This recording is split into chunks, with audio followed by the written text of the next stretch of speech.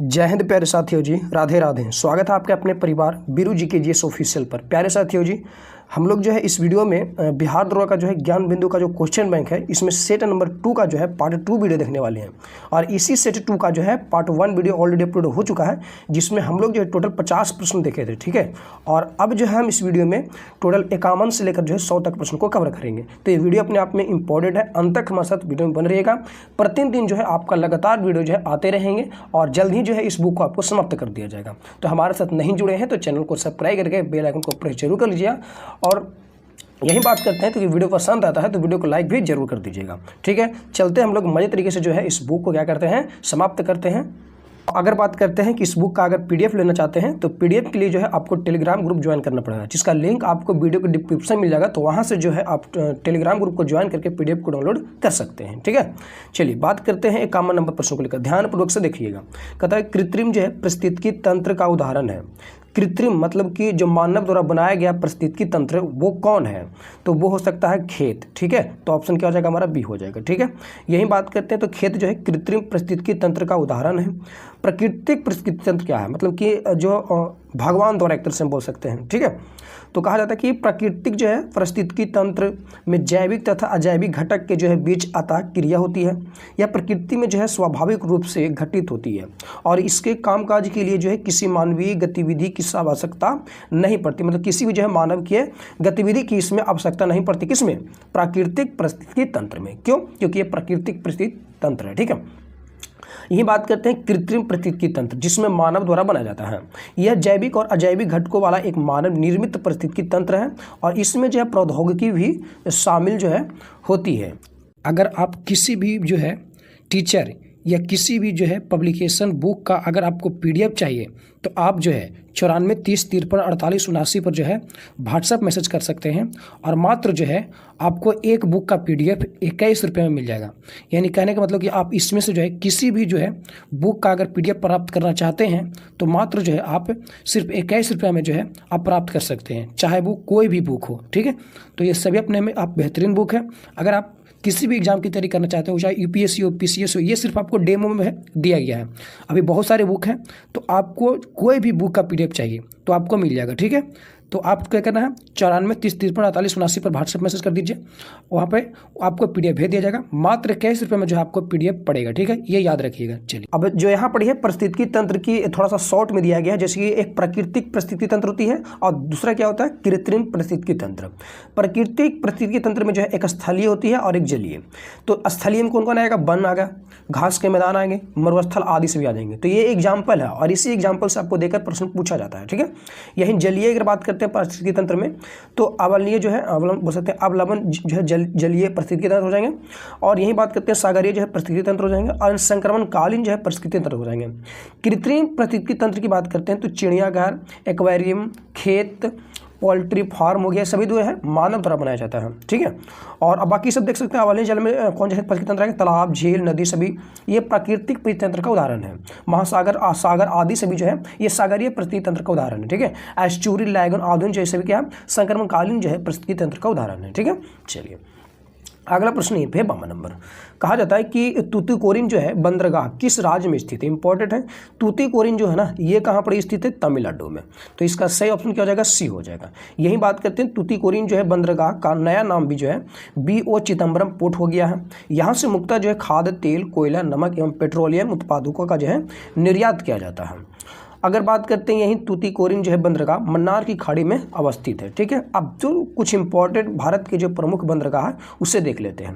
कहता है कांडला पोर्ट, जिसे नया नाम बदल कर दिया है दीनदयाल उपाध्याय कोलकाता बंदरगाह कर दिया है। तो ये कहाँ पर, ये कच्छ के जो है गुजरात में। ठीक है, कोलकाता नहीं, यहाँ पे कोलकाता बोल दिए, ये इतना होगा। ठीक है, कांडला पोर्ट को ही क्या बोलते हैं, दीनदयाल उपाध्याय बोलते हैं। कहाँ पर है, कच्छ के जो है खाड़ी गुजरात में है।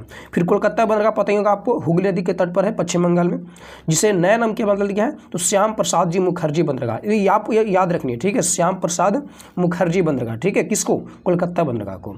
फिर कोचिन बंदरगाह आपको याद रखना है, बेमनाड केराल मुहाने पर केरल में स्थित है। एंड न्यू मंगलौर बंदरगाह जो है मंगलौर कर्नाटक में है।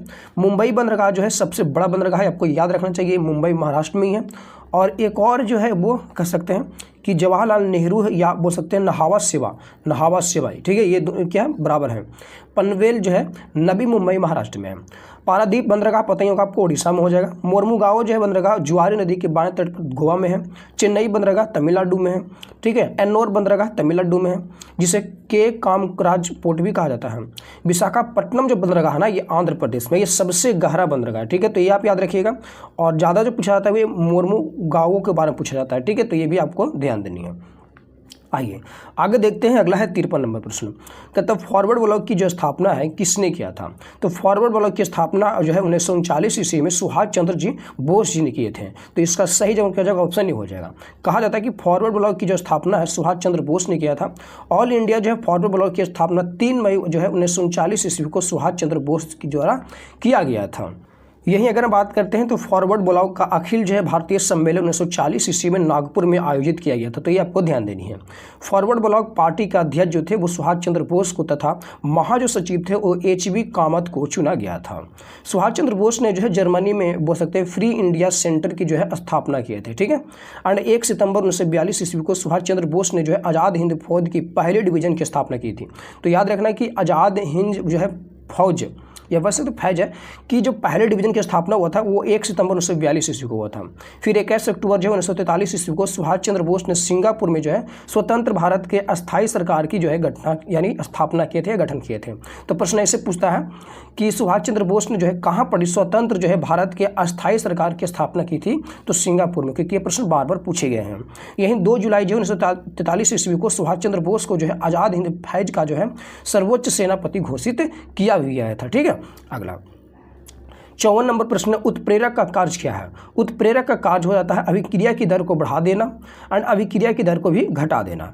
अगर हम बात करते हैं सही जवाब इसका क्या हो जाएगा? तो ऑप्शन डी हो जाएगा। उत्प्रेरक का कार्य है अभिक्रिया की दर को बढ़ाना और घटाना, ठीक है, कोई दिक्कत समस्या नहीं होनी चाहिए। आइए देखते हैं, कहा जाता है कि किसी जो है अभिक्रिया में भाग लेने वाले अभिकारकों तथा प्राप्त होने वाले उत्पादकों की सांद्रता में जो है समय के साथ होने वाले परिवर्तन को अभिक्रिया दर कहते हैं। क्या कहते हैं? अभिक्रिया दर कहते हैं। अभिक्रिया की दर को जो है प्रभावित करने वाले कारक कौन कौन से हैं? तो पहली बात कहते हैं उत्प्रेरक, कैटालिस्ट। तो कहा जाता है कि वे पदार्थ जो स्वयं तो अभिक्रिया में भाग नहीं लेता परंतु अभिक्रिया की दर को प्रभावित करता है, वो क्या कहलाता है? उत्प्रेरक कहलाते हैं। ऐसा उत्प्रेरक जो रासायनिक अभिक्रिया की गति को बढ़ाता है धनात्मक उत्प्रेरक कहते हैं, और वह उत्प्रेरक जो अभिक्रिया की दर को घटाता है वो ऋणात्मक उत्प्रेरक कहलाता है, ठीक है। अब बात करते हैं अभिकारक सांद्रता। अभिक्रिया की दर अभिकारकों की सांद्रता की क्या होती है? समानुपाती होती है। मतलब अभिक्रिया की जो दर है वो अभिकारकों की सांद्रता के समानुपाती होती है। क्या कहलाती है? अभिकारक की, बोल सकते हैं अभिकारक की सांद्रता कहलाती है। ताप बढ़ने पर अभिक्रिया की दर क्या हो जाती है? बढ़ जाती है। एंड अभिकारकों का पृष्ठीय क्षेत्रफल जो है ये अभिकारकों के छोटे टुकड़ों में बांटने पर जो है पृष्ठ क्षेत्रफल बढ़ने से अभिक्रिया की दर क्या होती है? तीव्र हो जाती है, ठीक है।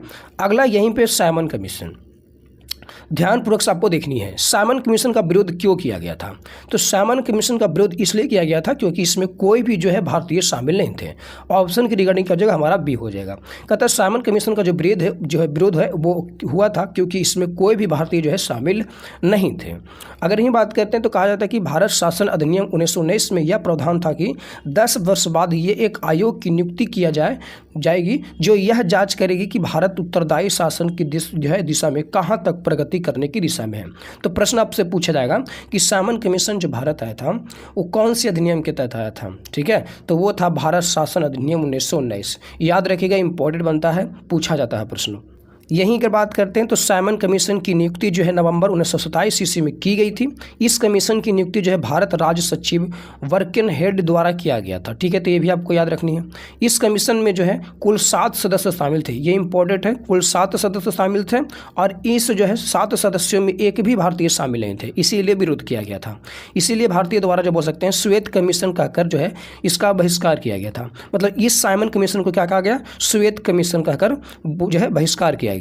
यह कमीशन जो है 3 फरवरी 1928 ईस्वी को भारत आया था। तो भारत आया था 3 फरवरी 1928 ईस्वी को, डेट के साथ आपको याद रखना है ताकि कोई भी प्रॉब्लम या समस्या न होवे।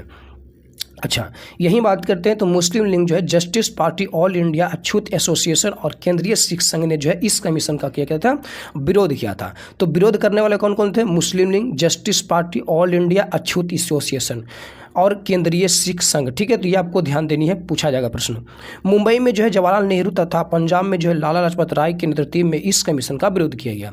तो मुंबई से कौन थे? जवाहरलाल नेहरू, और पंजाब से जो थे वो लाला लाजपत राय ने इस कमीशन का क्या था, विरोध किया था। सामंत कमीशन के विरोध के दौरान जो हुए लाठीचार्ज से चोटिल होने के कारण जो है पंजाब केसरी, जिन्हें बोल सकते हैं लाला लाजपत राय को कहा जाता है, निधन 7 नवंबर 1928 ईस्वी को हुआ था। कहने का मतलब हुआ कि जो सामंत कमीशन था इसका विरोध कर रहे थे कौन? लाला लाजपत राय। और उस लाला लाजपत राय जो है बोल सकते हैं कि लाठी चार्ज के द्वारा चोटिल होने के कारण जो है वो क्या हो गया, 17 नवंबर 1928 ईस्वी को निधन हो गए। ठीक है, जिन्हें पंजाब केसरी कहते हैं। तो पंजाब केसरी किसे कहा जाता है? तो लाला लाजपत राय जी को कहा जाता है। फिर कहता है लाला लाजपत राय को जो है चोटिल करने के जो है वाले अंग्रेज जो है पुलिस अधिकारी सैंडर्स की हत्या 17 दिसंबर 1928 ईस्वी को हिंदुस्तान सोशलिस्ट रिपब्लिक एसोसिएशन के कार्यकर्ता भगत सिंह जो है राजगुरु बोल सकते, मतलब भगत सिंह, राजगुरु और चंद्रशेखर आजाद द्वारा ये कर दिया गया था। मतलब कहने का क्या हुआ कि जैसे लाला लाजपत राय जो हैं वो साइमन कमीशन जो है लाठी चार्ज के द्वारा उन्हें मृत्यु हो गई थी। अब उस मृत्यु का बदला, मतलब जो है लाला लाजपत राय जी के मृत्यु का बदला लेने के लिए क्या कर दिए कि जो सैंडर्स ने हत्या करवाया था ना, लाठीचार्ज करवाया था, तो इसी सैंडर्स की हत्या करने के लिए जो है 17 दिसंबर 1928 ईस्वी को एक मतलब बोल सकते हैं एक कार्यकर्ता थे हिंदुस्तान रिपब्लिक, बोल सकते हैं हिंदुस्तान सोशलिस्ट रिपब्लिक एसोसिएशन, यानी कि HSRA के जो कार्यकर्ता थे कौन कौन? भगत सिंह, राजगुरु और चंद्रशेखर आजाद, इन द्वारा क्या किया था, ये सैंडर्स की हत्या किया गया था। ठीक है, तो आपको याद रखना, इंपॉर्टेंट प्रश्न पूछे जाते हैं। और आपको डेट भी याद रखनी, कब किया गया था, 17 दिसंबर 1928 ईस्वी को। ठीक है, अगला 56 नंबर 1946 के नौसेना जो बोल सकते हैं कि सैनिक विद्रोह का नायक कौन था? तो 1946 के नौसैनिक विद्रोह का जो नायक था वो कौन थे? MS खां थे। तो ऑप्शन क्या हो जाएगा? C हो जाएगा। कहता है 1946 के नौसैनिक विद्रोह का जो नायक था वो MS खां था। रॉयल इंडियन नेवी के विद्रोह की शुरुआत जो है 18 फरवरी 1946 ईस्वी को हुई, जब बम्बई में नौसैनिक जहाज HMIS तलवार के जो है नाविकों ने नस्लवाद, भेदभाव और खराब भोजन के खिलाफ हड़ताल किया था। तो इस आप जो है नाविक को याद रखिएगा, तलवार वाला। ठीक है, तो आप इंपॉर्टेंट हो जाएगा, इस जहाज का नाम लिखना आपको। ठीक है, नौसैनिक जहाज कौन था? HMIS तलवार। ठीक है, तो ये दोनों आपको याद रखनी है, और डेट भी आपको याद रखना 18 फरवरी 1946 ईस्वी को। फिर इस नौसैनिक ने जो है BC दत्त की रिहाई की मांग की, जिन्हें जो है जहाज की दीवारों पर भारत छोड़ो लिखने के आरोप में जो है गिरफ्तार कर लिया गया था। ठीक है, सरदार पटेल व मोहम्मद अली जिन्ना के जो है सलाह पर नौसैनिक ने आत्मसमर्पण कर दिया। विद्रोही ने जो आत्मसमर्पण करते हुए कहा कि हम भारत के सामने आत्मसमर्पण कर रहे हैं, ब्रिटेन के सामने नहीं। ठीक है, तो ये आपको ध्यान देना है। ठीक है, क्योंकि ये प्रश्न जो है, कथन जो है ये पूछा जाता है। इस नौसैनिक विद्रोह के जो है बोल सकते हैं, इस नौसैनिक विद्रोह में जो है इंकलाब जिंदाबाद, जय हिंद, बोल सकते हैं हिंदू मुस्लिम एक हो, ब्रिटिश साम्राज्यवाद मुर्दाबाद, आज़ाद हिंद फौज के कैदियों को रिहा करो आदि नारे जो है लगाए गए थे। तो ये सभी आपको याद रखना इंपॉर्टेंट बनेंगे। फरवरी 1946 में जो है INA आधिकारिक रशीद अली को जो है वो सजा दी गई थी। ठीक है, अगला यहीं पे 57 नंबर बताइएगा, कहा जाता है कि धात्विक खनिज का उदाहरण कौन है? तो धात्विक खनिज जिसमें सोना, चांदी और कौन आ जाएगा? सोना, चांदी और लोहा आ जाएगा। तो धात्विक मतलब यही हो जाएगा हमारा। तो ऑप्शन क्या हो जाएगा हमारा? ऑप्शन नंबर हमारा ये हो जाएगा। यही बात करते हैं, तो सोना, चांदी और लोहा धात्विक खनिज का उदाहरण है कि धातु है। धातु के उदाहरण कौन कौन? सोना, चांदी, एल्युमिनियम, तांबा, लोहा, सीसा, platinum, potassium, beryllium, barium, zinc, calcium, nickel, manganese, पारा, मरकरी, मालवेडिनम, यूरेनियम, लिथियम, विस्वत, ये सभी क्या है? धातु के उदाहरण है। और ये पारा जो मरकरी है ना, ये एक ऐसी धातु है जो द्रवावस्था में रहती है। ठीक है, तो आपको याद रखनी है। यही बात करते हैं धातुएं के भौतिक गुण क्या है? धात्विक चमक, शुद्ध रूप में जो है धातुएं चमकदार होती है। आघात वर्त्या क्या है? तो कहता है धातुओं को पीटकर पतले जो है पत्थर के रूप में परिवर्तित किया जा सकता है, इस गुण को हम आघात वर्ध्यता कहते हैं। ठीक है, तो ये भी आपको याद रखनी है। अब बात करते हैं कठोरता क्या है? तो कहता है कि धातुएं समानता कठोर होती है, कुछ क्षारीय धातु लिथियम, सोडियम, पोटेशियम मुलायम भी होती है। तन्यता क्या है? तो धातु के पतले तार के रूप में खींचने की क्षमता को क्या कहते हैं? तन्यता कहते हैं। उष्मा चालकता क्या है? तो धातु उष्मा की क्या होती है? चालकता होती है। ठीक है, इन चालक होती है। विश्व बोल सकते हैं विद्युत चालकता, तो कहता है समानता धातु जो है विद्युत की क्या होती है? चालक होती है। अधातु एक उदाहरण कौन कौन से है? तो hydrogen, nitrogen, oxygen, fluorine, neon, chlorine, xenon, helium, radon, gas एक प्रकार का। तो ये सभी आपको ध्यान देना है। जिसमें से एक ब्रोमीन आती है, पे ब्रोमीन तो है नहीं लगता है, ब्रोमीन नहीं है, ठीक है, हाँ है ब्रोमीन, यहाँ पे देखिए। तो ब्रोमीन जो ऐसी धातु है जो कमरे के ताप पर जो है ये द्रव अवस्था में रहती है, ठीक है, तो आपको याद रखना है। Carbon, phosphorus, sulphur, selenium, boron, silicon, iodine ठोस धातु के उदाहरण है, ठीक है, धातु नहीं अधातु के उदाहरण है, ठीक है, ये आपको याद रखना। और बता दिया आपने कि एकमात्र द्रव कौन है? धातु ब्रोमीन है। आगे बात करते हैं यहीं पर 58 नंबर प्रश्न को लेकर, जो है बेला डेला किसके लिए प्रसिद्ध है? तो बेला डेला जो है लौह अयस्क के लिए प्रसिद्ध है, तो ऑप्शन क्या हो जाएगा हमारा? बी हो जाएगा, ठीक है। अब यही बात करते हैं, तो कहा जाता है कि ये बेला डेला है पड़ी कहाँ पड़ी, ये भी तो आपको पता होना चाहिए। तो कहता है बेला डेला जो है ये लौह अयस्क के लिए प्रसिद्ध है और भारत में लौह अयस्क के दो प्रमुख जो है प्रकार हेमाटाइट तथा मैग्नेटाइट पाए जाते हैं। लौह अयस्क के जो है कुल आरक्षित भंडारों का लगभग 95% जो भाग है वो उड़ीसा, झारखंड, छत्तीसगढ़, कर्नाटक, गोवा, आंध्र प्रदेश तथा बोल सकते हैं तमिलनाडु में ही स्थित है, ठीक है। जिसमें अगर बात करते हैं तो कहा जाता है कि उड़ीसा में लौह अयस्क के सुंदरगढ़, मयूरभंज, झार पहाड़ी श्रृंखलाओं में पाए जाते हैं। तो कहेगा कि जो है मयूरभंज कहाँ पड़ी है? तो ये है उड़ीसा में।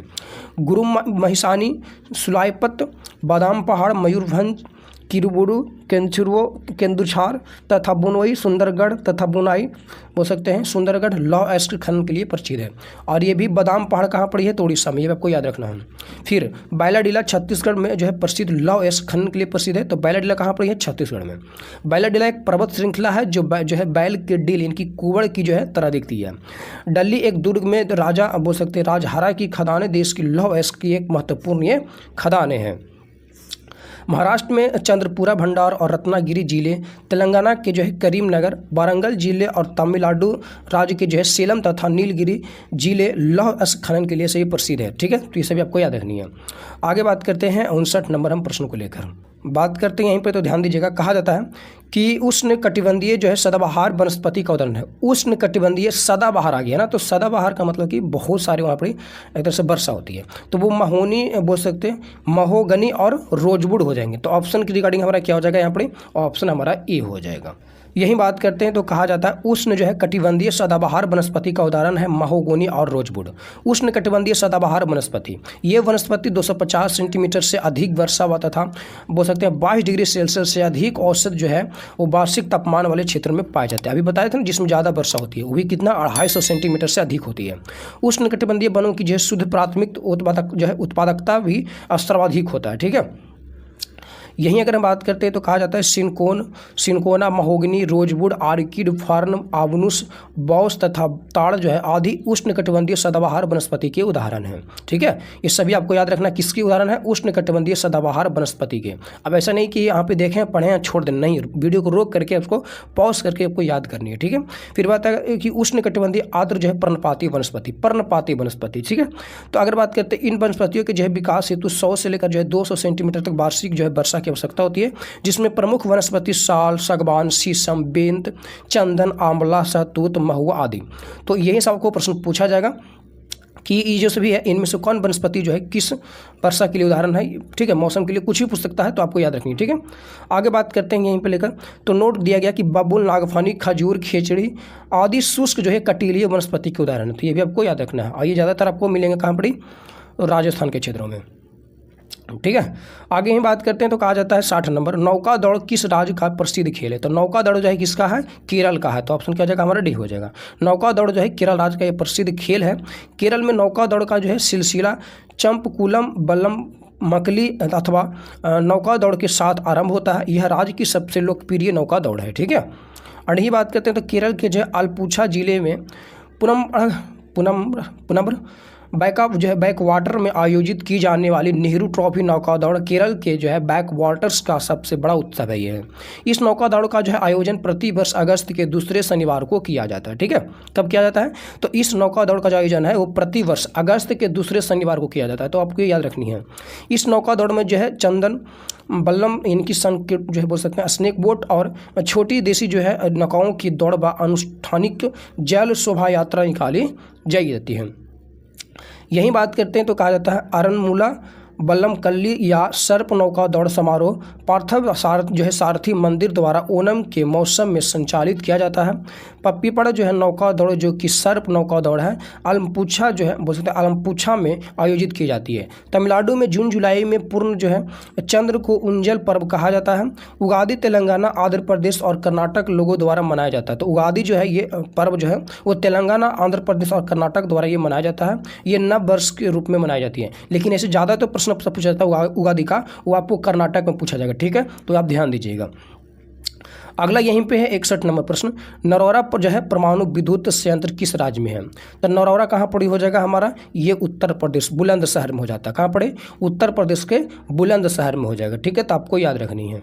यही बात करते तो कहा जाता है कि नरौरा जो है परमाणु विद्युत संयंत्र उत्तर प्रदेश राज्य में स्थित है। परमाणु रिएक्टर दो प्रकार के होते हैं, एक अनुसंधान रिएक्टर और दूसरा होता है ऊर्जा रिएक्टर। कहता है अगस्त 1956 में जो एशिया के पहले अनुसंधान रिएक्टर जो थे वो अप्सरा था, जिसका परिचालन भाभा परमाणु अनुसंधान केंद्र बार्क यानी ट्राम्बे मुंबई द्वारा किया गया था। ये इंपॉर्टेंट बनेगा, आपको याद रखना है कि भारत का जो प्रथम एशिया बोल सकते हैं एशिया का पहला जो अनुसंधान रिएक्टर था वो पहला अप्सरा था। इसकी स्थापना जो है अगस्त 1956 में की गई थी। किसने किया था परिचालन इसका? तो भाभा परमाणु अनुसंधान केंद्र बार्क द्वारा किया गया था। कहाँ पे किया गया था? ट्राम्बे मुंबई द्वारा किया गया था। ठीक है, तो आपको याद रखना है। अप्सरा रिएक्टर का परिचालन जो है 2009 में बंद कर दिया गया था, तो ये भी आपको ध्यान देनी है। फिर भारत में 7 जो है परमाणु बोल सकते हैं संयंत्रों में 22 से अधिक रिएक्टर कार्यरत है, जिसमें तारापुर नवीकीय संयंत्र कहाँ पड़ी है? महाराष्ट्र में। ये भारत का प्रथम ऊर्जा जो है नवीकीय रिएक्टर था, तो ये भी इंपॉर्टेंट आपको याद रखनी है कि भारत का प्रथम जो है ऊर्जा नवीकीय रिएक्टर कौन सी है? तो ये है तारापुर, कहाँ पड़ी है? महाराष्ट्र में है। फिर रावत भाटा नवीकीय संयंत्र कहाँ पड़ी है? राजस्थान में है। कुंडलकुलम नवीकीय संयंत्र कहाँ पड़ी है? तमिलनाडु में है। कैगा कहाँ पड़ी है? कर्नाटक में है। काकरापारा कहाँ पड़ी है? गुजरात में है। कलपक्कम कहाँ पे है? तमिलनाडु में है। और नरौरा नवीकीय कहाँ पड़ी है? उत्तर प्रदेश में है। तो ये सभी आपको याद रखना पड़ेगा। अगर याद नहीं है तो वीडियो को रोक करके 3-4 बार इसको याद कीजिएगा तो याद हो जाएगा आराम से। ठीक है, क्योंकि प्रश्न पूछे जाते हैं इससे। अगला है 62 नंबर, अनिमेष लोचन चैत्र जो है वो कहाँ स्थित है? तो ये स्थित कहाँ पड़ी है? बोध गया में। अनिमेष लोचन चैत्र कहता अनिमेशन जो है लोचन चैत्र बोध गया में स्थित है। यह वह स्थान है जहाँ भगवान बुद्ध ने जो है ज्ञानोदीप्ति प्राप्त करने के बाद अपना दूसरा सप्ताह खड़े होकर वो जो है बोधि वृक्ष को एक टक देखते हुए बिताया था। अनिमेष जो है बोल सकते हैं लोचन चैत्र महाबोधि मंदिर परिसर की सीमा के भीतर स्थित 7 पवित्र स्थानों में से एक है। यही बात करते हैं अनिमेष लोचन चैत्र नाम का शाब्दिक अर्थ है खुली आंखें। इसे ज्वेल वॉक या विचरण पथ भी कहा जाता है। बौद्ध धर्म की स्थापना महाबुद्ध जो है बोल सकते हैं महात्मा बुद्ध ने की थी। अन्य महात्मा बुद्ध के बचपन का नाम सिद्धार्थ था। हरसाई बौद्ध स्तूप जो है बेगूसराय में स्थित है। तो आप याद रखिएगा, पूछा गया प्रश्न की हरसाई बौद्ध स्तूप जो है ये किस बिहार के किस जिला में स्थित है? तो बेगूसराय में स्थित है। विश्व शांति स्तूप तो पता ही होगा आपको, ये राजगिरी में स्थित है। ठीक है, अगला यहीं पे 63 नंबर, भारत की पहली सीमेंट जो है फैक्ट्री की स्थापना कहाँ किया गया था? तो ये चेन्नई में किया गया था। ऑप्शन क्या हो जाएगा हमारा? ये हो जाएगा। भारत की पहली सीमेंट फैक्ट्री की स्थापना जो है चेन्नई में की गई थी। 1904 ईस्वी में भारत में जो है पहली बार समुद्री जो है सीपीओ का उपयोग कर चेन्नई में सीमेंट बनाने का जो है असफल प्रयास किया गया। भारत में सफल जो है सीमेंट फैक्ट्री की शुरुआत 1914 में इंडियन सीमेंट कंपनी के रूप में पोरबंदर में किया गया था। तो ये जो किया गया था 1904 ईस्वी में ना, ये असफल रहा, चेन्नई में किया गया था। ठीक है, ये सफल रहा, लेकिन जो सफल रहा ठीक है उसकी शुरुआत 1914 में किया गया था। ठीक है, तो आपको याद रखना ये कहाँ किया गया था? ये पोरबंदर में किया गया था, सफल वाला। ठीक है, याद रखनी है। सीमेंट का आविष्कार जो है इंग्लैंड के पोर्टलैंड नामक स्थान पर 1824 ईस्वी में जोसेफ स्पीडन ने चीका और मिट्टी को जलाकर किया था। तो ये याद रखिएगा, प्रश्न पूछा गया। ठीक है, चलिए यही बात करते हैं। चूना पत्थर, कोयला, जिप्सम, बॉक्साइड, सिलिका की आवश्यकता सीमेंट उत्पादन के लिए किया जाता है। ये इंपॉर्टेंट है, आपको याद रखना। किसका? चूना पत्थर, कोयला, जिप्सम, बॉक्साइड, सिलिका। ठीक है, फिर राजस्थान में जो है सीमेंट उत्पादक प्रमुख स्थान है सवाई माधोपुर, सिरोही, व्यापार, मोरक, चित्तौड़गढ़, नागौर आदि सभी। मध्य प्रदेश में प्रमुख सीमेंट उत्पादक कौन कौन से स्थान है? सतना, कटनी, जबलपुर, नीमच, मैहर, कैमूर, रतलाम, बानमोर आदि सभी। छत्तीसगढ़ में हो जाएगा कौन कौन सी? जामुल, दुर्ग जो है अकालतारा, माढ़र एंड भाटापारा हो जाएगा आदि। गुजरात में हो जाएगा कौन कौन सा? द्वारका, पोरबंदर, बड़ोदरा, भावनगर, राणा बाब, ये सभी आदि सभी क्या है? तो सीमेंट जो है उत्पादक का स्थान है। चूर्क बोल सकते हैं, डालला, चुनार आदि सीमेंट उत्पादन हेतु प्रसिद्ध स्थान उत्तर प्रदेश में ये सभी स्थित है। अगला है 64 नंबर, कहता है गारो, खासी एवं जयंतिया एक भाग है। तो ये सभी क्या है, एक प्रकार के हम कह सकते हैं प्रायद्वीपीय पठार का भाग है। देखिए भाग पूछा है, ये आपको ध्यान देना है। ऐसे तो ऐसे जनजातियाँ भी आती है, ये एक पहाड़ी के रूप में भी आता है, बट ये है किसका भाग, तो ये प्रायद्वीपीय जो है पठार का ही भाग है। ठीक है, ये आपको ध्यान देना बहुत इंपॉर्टेंट है। कहता है गारो, खासी एवं जयंतिया जो है प्रायद्वीपीय पठार का एक भाग है। भारत का प्रायद्वीपीय पठार एक जो है अनियमित त्रिभुजाकार आदि भूखंड है, जिसका विस्तार उत्तर पश्चिम में जो है अरावली पर्वत व दिल्ली में जो है पूर्व में राजमहल की पहाड़ियाँ, पश्चिम में जो है गिर पहाड़ियाँ, दक्षिण में जो है काडम पहाड़ियाँ तथा उत्तर प्रदेश में जो है शिलोंग एवं कार्बी जो है एक एंगलोंग पठार तक इसका क्या है, विस्तृत है। ठीक है, यानी फैला हुआ है प्रायद्वीपीय पठार। फिर कहता है प्रायद्वीपीय पठार को जो है पठारों का पठार कहते हैं, क्योंकि यह जो है कई पठारों से मिलकर बना होता है। उत्तरी पूर्वी पठार में जो मेघालय का पठार प्रायद्वीपीय पठार का ही भाग है। प्रश्न पूछा जाता है, क्योंकि अगर मान लेते वो उत्तरी में है, पूर्वी में है, तो कहे कि थोड़ी ना प्रायद्वीपीय पठार का भाग तो दक्षिणी में नहीं, वो पूर्वी में भी है। ठीक है, तो ये आपको याद रखना है कि उत्तरी पूर्वी जो है पठारों में मेघालय का जो पठार है, ये मेघालय का जो पठार है ये पूर्वी पठार का भाग नहीं बल्कि किसका है, तो प्रायद्वीपीय पठार का भाग है। ठीक है, उत्पत्ति व जो है संरचना की दृष्टि से मेघालय का पठार प्रायद्वीपीय पठार यानी छोटा नागपुर का पठार का भी जो है पूर्वी विस्तार है, जो राजमहल गारो गैप अथवा जो है मालदा गैप जो है द्वारा अलग हुआ है। तो ये भी आप याद रखना, छोटा नागपुर का जो पठार है ये भी क्या है, तो प्रायद्वीपीय पठार का ही भाग है। ठीक है, आगे कहता है कि इस जो है पठार में पश्चिम से पूर्व की ओर जो है क्रमशः गारो, खासी, जयंतिया तथा मिकिर पहाड़ियाँ अवस्थित है, जो प्राचीन चट्टानों से बनी हुई है। गारो, खासी, जयंतिया इस प्रकार में जो है बोल सकते हैं पठार में जो है निवास करने वाली एक प्रमुख जनजातियाँ भी है। ठीक है, और मेघालय पठार क्षेत्र में जो है धारवाड़ संरचना से निर्मित शिलोंग रेंज सबसे ऊंचा पर्वतीय क्षेत्र है, इसीलिए इसे शिलोंग पठार के जो है नाम से भी जाना जाता है। आगे बात करते हैं यहीं पे 65 नंबर, गूगल द्वारा जो है भारतीय ग्रामीण महिलाओं के लिए जो है कौन सा प्रोग्राम चलाया गया है, तो गूगल के द्वारा ये कौन सा, इंटरनेट साथी। इसका सही क्या हो जाएगा, ऑप्शन हमारा बी हो जाएगा। कहता है गूगल द्वारा जो है भारतीय महिलाओं हो सकते ग्रामीण महिलाओं के लिए जो है वो इंटरनेट साथी प्रोग्राम चलाया गया। ग्रामीण समुदाय में जो है महिलाओं के बीच डिजिटल साक्षरता को जो है बढ़ावा देने के लिए टाटा ट्रस्ट के सहयोग से जो है गूगल द्वारा जो है 2015 के में जो है यह कार्यक्रम शुरू किया गया था। तो किसके सहयोग द्वारा, टाटा ट्रस्ट के द्वारा। ठीक है, तो ये भी आपको याद रखनी है। ठीक है, यही बात करते हैं। तो इस कार्यक्रम का जो उद्देश्य है अविकसित क्षेत्रों की महिलाओं को सशक्त बनाना है। नारी शक्ति योजना के तहत जो है महिलाओं को बिना गारंटी के 2,20,000 रुपये तक ऋण जो है मुहैया कराने का प्रावधान है। फिर ये बात करते हैं लाडली बहना योजना जो है मध्य प्रदेश राज्य सरकार द्वारा शुरू किया गया, और इस योजना का जो उद्देश्य है महिलाओं को स्वावलंबी बनाना तथा जो है बोल सकते कि एवं उनके जो है आश्रित बच्चों के स्वास्थ्य एवं पोषण स्तर में सतत जो है सुधार को बनाए रखना है। ठीक है, अगला 66 नंबर, कहता है कि किसी घड़ी में जो है घंटे वाली सुई 48 घंटे में कितना चक्कर लगाएगी, तो 48 घंटे में कितना चक्कर लगाएगी।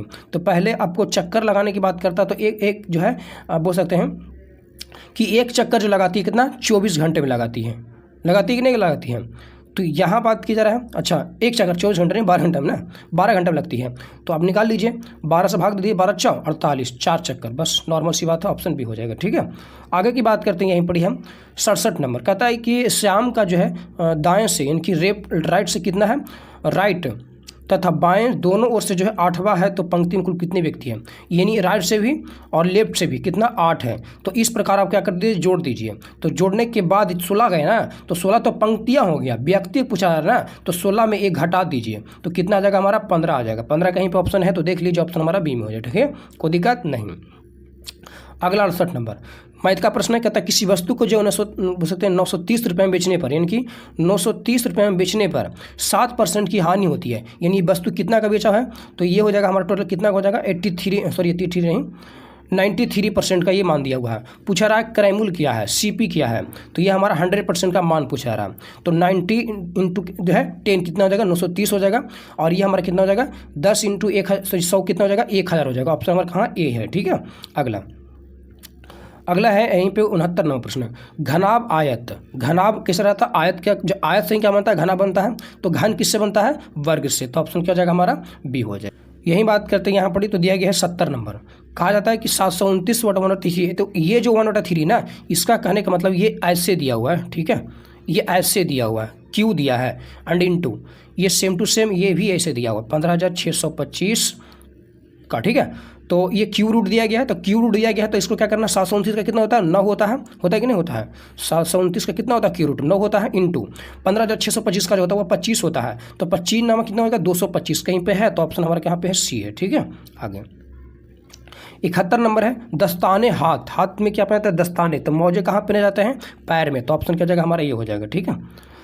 अगला यहीं पे 72 नंबर कहता है कि एक बूढ़ा व्यक्ति की ओर जो है इशारा करते हुए राम ने कहा कि उसका पुत्र मेरे पुत्र का चाचा, उसे जो है बूढ़े व्यक्ति का राम से क्या संबंध है। देखिए ध्यान से, कहता है एक बूढ़ा व्यक्ति की ओर इशारा करते हुए राम ने कहा, ठीक है, कि उसका पुत्र, यानी मान लेते हैं ये बूढ़ा है, तो बूढ़ा का पुत्र कौन हो जाएगा, ये पुत्र हो जाएगा, मान लेते हैं ये पुत्र है, ठीक है। उसका पुत्र मेरे पुत्र का चाचा, ध्यान से देखिए, उसका पुत्र जो है वो मेरे पुत्र का चाचा है, मतलब मेरे पुत्र का चाचा, मतलब समझे, ये राम है तो राम की क्या हो जाएगा, पुत्र हो जाएगा, ठीक है। अब इसके पुत्र के चाचा, इनकी राम का क्या हो जाएगा यहाँ पर, भाई हो जाएगा, क्या हो जाएगा, भाई हो जाएगा, कोई भाई होगा वहीं चाचा, तो चाचा है कौन, ये बुढ़ा, ठीक है, ये बुढ़ा चाचा है, मतलब बोल सकते हैं भाई है, किसका, राम, ये दोनों क्या है, भाई है। तो कहता है उस जो है बूढ़े व्यक्ति का राम से क्या, तो भाई, तो अच्छा देखिए, हाँ यहाँ पे हो जाएगा हमारा, तो इसका यहाँ क्या हो जाएगा, बेटा हो जाएगा। तो इस प्रकार पूछा रहा कि व्यक्ति, उस बूढ़े व्यक्ति का जो है राम से, मतलब ये जो है ना, ये देखिए ये जो भाई है, राम का भाई, ये कौन हो जाएगा, ये पुत्र हो जाएगा, ठीक है, ये पुत्र हो जाएगा, ठीक है। अब फिर कहा था कि जो है उस बूढ़े व्यक्ति का राम से, तो बूढ़े व्यक्ति का राम से किस प्रकार संबंधित है, तो ये हो जाएगा हमारा पिता, तो पिता कहीं पे है, ऑप्शन देख लीजिए, ऑप्शन ए में है, ठीक है। चलिए यहाँ दे भी गया है। 73वां प्रश्न है, यहाँ पढ़ी, कहा जाता है कि निम्नलिखित विद्रोह जो है क्रम में सजाइए। अहमदाबाद आंदोलन कब हुआ था, 1918 में हुआ था। चंपारण सत्याग्रह कब हुआ था, 1917 में हुआ था। और खेड़ा सत्याग्रह कब हुआ था, तो ये भी 1918 में हुआ था। अब बताइए 1918 में नहीं, 1919 में हुआ था, तो ये कितना हो जाएगा हमारा, कहने का मतलब क्या हो जाएगा, 213 कहीं पे है, 213। अच्छा, खेड़ा भी 1918 में हुआ था, लेकिन ये मार्च जून में, वो फरवरी में होता है, तो ये 213 बात सही सी होगा, ठीक है, इसमें कोई दिक्कत नहीं है, क्योंकि खेड़ा है ना, तो वो भी कब हुआ था, असहयोग आंदोलन रहता तो बात अलग रहती है।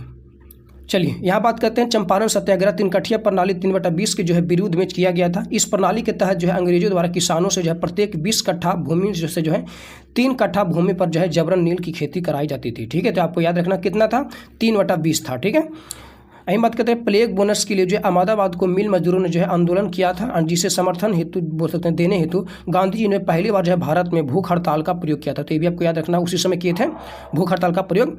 और यही बात करते हैं खेड़ा सत्याग्रह जो है गांधी द्वारा गुजरात के किसानों की समस्या को लेकर किया गया था, ठीक है। आगे बात करते हैं यहीं पे जो है 74 नंबर, कितने मूलधन का जो है 6% वार्षिक दर से 10 वर्ष में जो है साधारण ब्याज 120 रुपया हो जाएगा। कोई दिक्कत नहीं है, 10 का 60%, तो 120 रुपया ब्याज पूछ रहा है, 120 रुपया हो जाएगा, 120 ब्याज होगा, तो निकाल दीजिए ना, सूत्र बहुत आते हैं इसका, जैसे 120 ब्याज है तो बराबर हमारा P इंटू P हमको निकालना है, 6% दिया हुआ है, 10% दिया हुआ है, समय भी, और हम थी यहाँ पे हमारा जो है 100% हो जाएगा, हमको P निकालना है, इनकी मूलधन निकालना है। तो 10 का 100 हो जाएगा यहाँ पर हमारा, 6 दूनी 12 हो जाएगा 20, और 20 दहा कितना हो जाएगा हमारा 200 हो जाएगा, 200 कहीं पे है, तो ऑप्शन हमारा सी में है। किसी प्रकार से निकाल सकते हैं, कोई दिक्कत नहीं है। फिर कहता है इसमें जो है इसका योग क्या होगा, तो योग करने के लिए 5 25 और 11 × 11 कितना 121, यानी कि 146 बटे कितना हो जाएगा 11 × 5 55 हो जाएगा, तो 146 बटा 55 कहीं पे है, तो देख लीजिए ऑप्शन हमारा ये में है। आगे बात करते हैं यहीं पे 76 नंबर प्रश्न, कहता है कि संख्या का 63% 315, इनकी 315 जो मान है ये 63% का ही मान है, तो कहता है वो संख्या क्या है, इनकी वो संख्या 100% क्या हो जाएगा, तो 6 × 25 30, 5 गुना इसका है, तो 5 × 100 कितना हो जाएगा 500 हो जाएगा, कहीं पे है ऑप्शन ए में है, ठीक है। तो ये छोटे छोटे प्रश्न हैं, बहुत छोटे प्रश्न हैं। फिर 77 नंबर है कि एक जो है सबीर ने 132 में एक खिलौना खरीदा, इसे जो है 15% लाभ पर बेच दिया, खिलौने का विक्रय मूल्य क्या होगा, तो 132 में खिलौना खरीदा जिसका 100 का मान होगा, ठीक है, और 15% लाभ पर बेच दिया, तो विक्रय मूल्य इनकी 115 का मान पूछ रहा है। तो इस काट छाट का मान निकाल लीजिए, इस काट छाट के अगर मान निकालिएगा तो कितना आ जाएगा 151.8 बोल सकते हैं, 151 पॉइंट जो है 80 आ जाएगा, ठीक है, बस काटना छाटना था। और कुछ नहीं। 78 नंबर प्रश्न ध्यान से देखिए। कहा जाता है कि एक जीप जो है 60 किलोमीटर की गति से 8 घंटे में तय करती है, अपनी यात्रा को क्या करती है, पूरी करती है। यदि सामान जैसी सामान आ गया तो 60 इंटू कितना हो जाएगा 8 हमारा। फिर कहता है 5 घंटे की जो है में तय की गई दूरी जो है बोल सकते हैं तय की जाने वाली जो है जीप की गति क्या होगी। तो कितना 5 घंटे में, तो 5 इंटू एक्स मान लेते हैं, एक्स जो है हो जाएगा पड़ी। तो 5 काट दीजिए, 12 25 60, 12 96 कहीं पे है तो देख लीजिए ऑप्शन में 12 96 किलोमीटर प्रति घंटा यहाँ भी है किलोमीटर प्रति घंटा, और ये 86 है ना, तो ठीक है ऑप्शन क्या जाएगा हमारा डी हो जाएगा। अगला फिर कहता है अगला 79 नंबर प्रश्न। कहता है कि दो भिन्न संख्याओं का योग जो है 1910 है। यदि इनमें से एक भिन्न जो है 8/9 है तो दूसरी संख्या का भिन्न क्या होगा। मतलब x/22 जो है प्लस 8/9 है तो दूसरी भिन्न क्या होगा। तो कुछ करने वाली बात है, ये भी निकाल लेनी है। जिसका आंसर हम बात करते हैं तो ऑप्शन ये हो जाएगा, नॉर्मल सा बात है, ये भी निकाल लीजिएगा, ठीक है, सेम टू सेम निकाल जाएगा, बहुत नॉर्मल सही है। कहता है कि जो है 42 वृक्षों एक बगीचे इतना है एंड पेड़ बोल सकते हैं ये जो है पेड़ के नीम के शेष आम के हैं। कहने का मतलब हुआ कि 3 जो है ये 10 पेड़ जो है पेड़ नीम के हैं, यानी 3 का मान कितना है, पेड़ जो है नीम का दिया हुआ है, तो शेष आम का पूछा रहा है। तो ध्यान दीजिएगा 3 अगर नीम है तो 7 में से 3 अगर नीम है तो 4 कितना हो जाएगा हमारा आम हो जाएगा। और इस 7 का मान जो है 42 दिया हुआ था, 7 का 42 और 6 चौक कितना हो जाएगा, निकाल लीजिए, 6 चौक 24 हो जाएगा। ऑप्शन कहीं पे है तो देख लीजिए, ऑप्शन में हमारा बी है, निकल गया।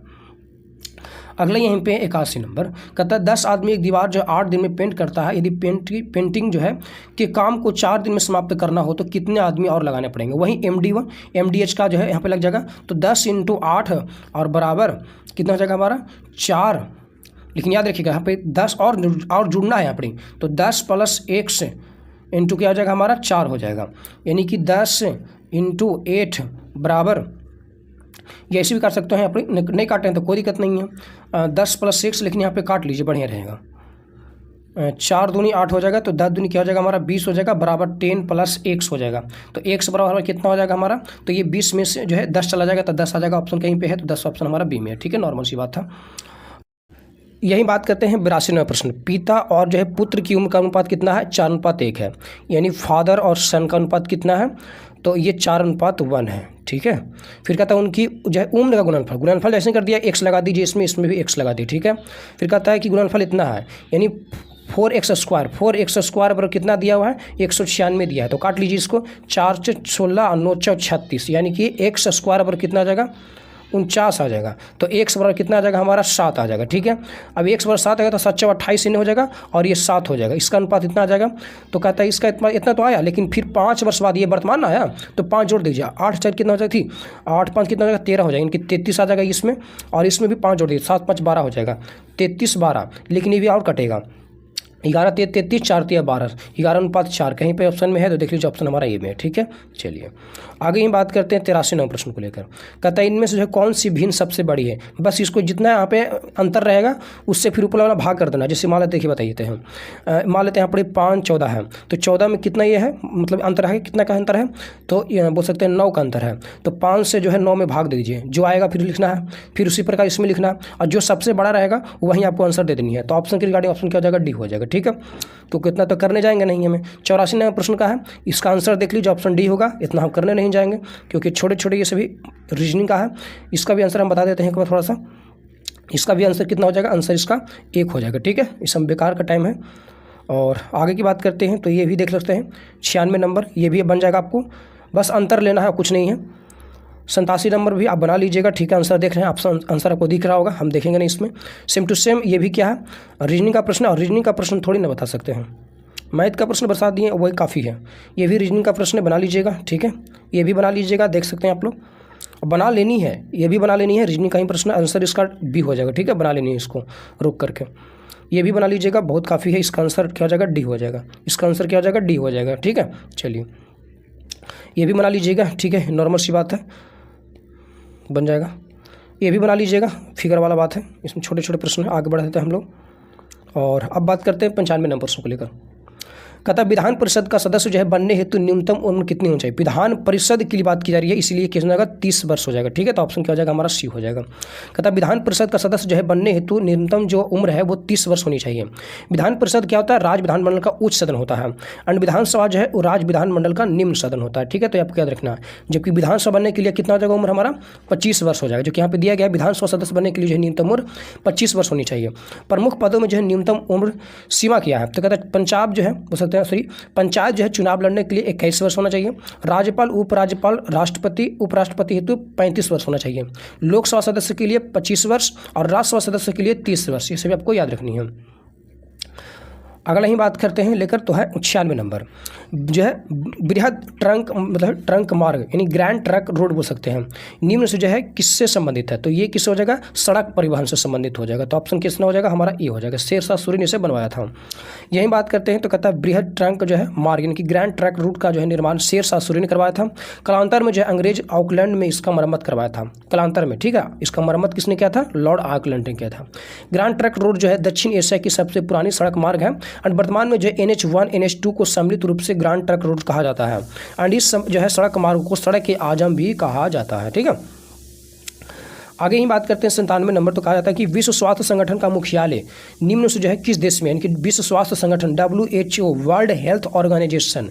ठीक है, इसके मुख्यालय कहाँ पे हो जाएगा, स्विट्जरलैंड यहाँ पर दिया गया है, तो कोई दिक्कत नहीं, जिनेवा स्विट्जरलैंड में हो जाएगा। ऑप्शन नंबर क्या हो जाएगा, बी हो जाएगा। ठीक है, ये बात करते हैं तो कहता है विश्व स्वास्थ्य संगठन का मुख्यालय जो है जिनेवा स्विट्जरलैंड में है। इसकी स्थापना 7 अप्रैल 1948 ईस्वी को किया गया था। विश्व स्वास्थ्य संगठन एक ऐसी संस्था है जो विश्व के सभी देशों के साथ स्वास्थ्य से संबंधित समस्याओं पर जो है आपसी सहयोग तथा मानक जो है हो सकते विकसित करने का ये काम करता है। ठीक है, यही बात करते हैं तो कहा जाता है कि इस विश्व स्वास्थ्य संगठन का मुख्य उद्देश्य पूरे विश्व के लोगों को जो है बेहतर स्वास्थ्य भविष्य देना तथा स्वास्थ्य सेवाओं को मजबूत बनाना है। विश्व स्वास्थ्य संगठन में जो सदस्यों की संख्या 194, जो कि ये अपडेटेड होती रहती है, क्योंकि कोई बाहर निकलता है, कोई जुड़ता है, कोई बाहर निकलता है, कोई जुड़ता है। जैसे ही प्रेजेंट में अगर बात करते हैं अमेरिका को लेकर, तो WHO से ही बाहर निकल गया है, तो इसकी संख्या बढ़ते घटती रहती है, वो देख लीजिएगा। ठीक है, वर्तमान करंट के हिसाब से वर्तमान में जो है विश्व स्वास्थ्य संगठन के महानिदेशक टेड्रोस अधनोम ये भी चेंज हो गए हैं, तो ये भी आप याद रख लीजिएगा। विश्व स्वास्थ्य जो है 7 अप्रैल को मनाया जाता है, आपको याद रखनी है। विश्व के प्रमुख संगठन और उनके मुख्यालय, हाँ ये थोड़ा देख लीजिएगा, इंपॉर्टेंट बनती है क्योंकि पूछे जाते हैं। जिसमें बात करते हैं एशियाई विकास बैंक, एशियन डेवलपमेंट बैंक, जिसकी स्थापना 1966 में होता है। मनीला फिलीपींस में इसका मुख्यालय है। दक्षिण पूर्व एशियाई राष्ट्रों का संघ, एशियन जिसको बोल सकते हैं। ठीक है, तो इसकी स्थापना 1967 में हुआ था, जकार्ता इंडोनेशिया में इसका मुख्यालय है। ठीक है, यही बात करते हैं तो नाटो नॉर्थ अटलांटिक जो है ट्रेगनेशन ऑर्गेनाइजेशन इसको बोलते हैं, टेरिटरी ऑर्गेनाइजेशन। इसकी स्थापना 1949 में हुआ था, ब्रुसेल बेल्जियम में इसकी जो है क्या है तो हेड क्वार्टर है। सार्क की बात करते हैं 1985 ईस्वी में काठमांडू जो है में इसका क्या है तो मुख्यालय है नेपाल में, लेकिन इसकी स्थापना कहाँ पर हुआ था, ढाका में हुआ था। फिर विश्व बोल सकते हैं व्यापार संगठन WTO वर्ल्ड ट्रेड ऑर्गेनाइजेशन, इसकी स्थापना 1995 हुआ था, और इसकी जो मुख्यालय है जिनेवा स्विट्जरलैंड में है। लेकिन ये जो WTO है ना, ये पहले गैट के नाम से प्रसिद्ध था, गैट के नाम से। ठीक है, तो आप याद रखिएगा। आधुनिक राष्ट्रमंडल यानी कॉमनवेल्थ, इसकी स्थापना 1949 में होती है, और लंदन जो है इसका कहाँ पड़ी है तो मुख्यालय है लंदन में। फिर अंतर्राष्ट्रीय मुद्रा कोष यानी अंतर्राष्ट्रीय IMF इसको बोलते हैं, तो बोल सकते हैं इंटरनेशनल मॉनेटरी फंड बोलते हैं। ठीक है, इसकी स्थापना 1945 में हुआ था, वाशिंगटन DC अमेरिका में इसका स्थापना है। और इसी समय जो इसी के रिगार्डिंग जो है एक और विश्व बैंक की स्थापना हुआ था। ठीक है, तो ये दोनों आपको याद रखना, विश्व बैंक का। ठीक है, दोनों का क्या हो जाएगा, वाशिंगटन DC अमेरिका में मुख्यालय हो जाएगा। अगला 98 नंबर की बात करते हैं तो किसी अर्धचालक का ताप बढ़ने पर जो उसकी प्रतिरोधकता क्या होगी, अर्धचालक है तो बढ़ेगा तो क्या जाएगा, घट जाएगा। सही सी बात है, ऑप्शन क्या जाएगा हमारा बी हो जाएगा।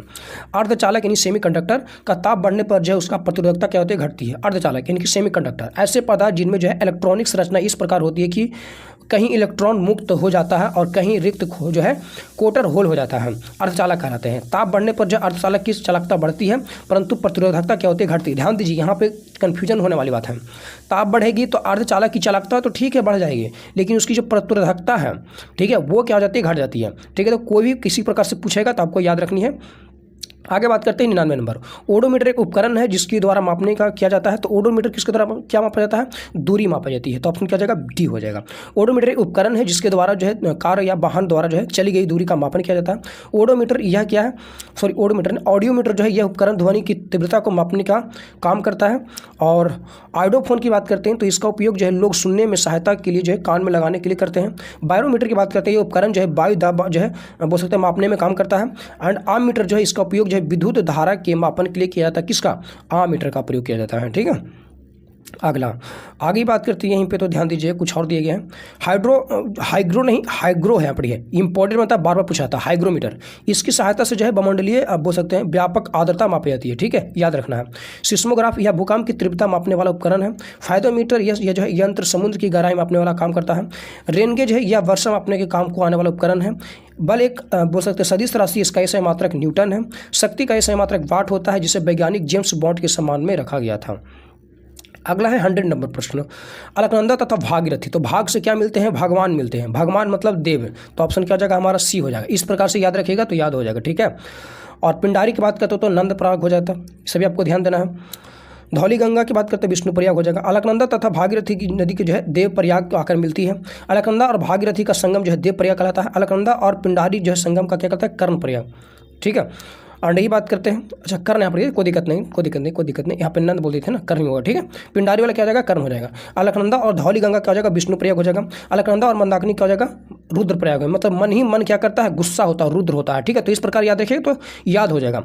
और तुम पिंडा पारते हो, कर्ण क्या करते थे? पिंडा पारते थे। इनकी इस प्रकार क्या हो जाएगा हमारा? इस प्रकार याद करने की क्या है? ट्रिक है। ठीक है, और बताएंगे कि अलकनंदा और मंदाकिनी इनकी मन ही मन क्या करता है? वो रुद्र यानी गुस्सा होता है। ठीक है, और अलकनंदा और नंदाकिनी क्या हो जाएगा? नंद प्रयाग, जो कि ऑप्शन में ही क्या है आपको सेम टू सेम मिल जाएगा। ठीक है, शब्द में ही आंसर। तो इस प्रकार से हम लोग जो है 100 प्रश्नों को कवर कर लिए। आशा करता हूँ आपको ये वीडियो बिल्कुल पसंद आया होगा। तो पहले वीडियो को लाइक करके, एंड चैनल को नहीं सब्सक्राइब किए हैं तो चैनल को सब्सक्राइब करके हमारे साथ जुड़ जाइए। और यही बात करते हैं तो इसका PDF जो है टेलीग्राम ग्रुप पर हम भेज दिए हैं, वहाँ से आप डाउनलोड कर सकते हैं, जिसका लिंक आपको इसी वीडियो के डिस्क्रिप्शन में है। तो वहाँ से ज्वाइन करके PDF डाउनलोड कर सकते हैं। वीडियो कैसा लगा आप कमेंट में अपना विचार जरूर दीजिएगा। फिर मिलेंगे एक नए वीडियो के साथ, तब तक के लिए आज के लिए इतना ही। जय हिंद।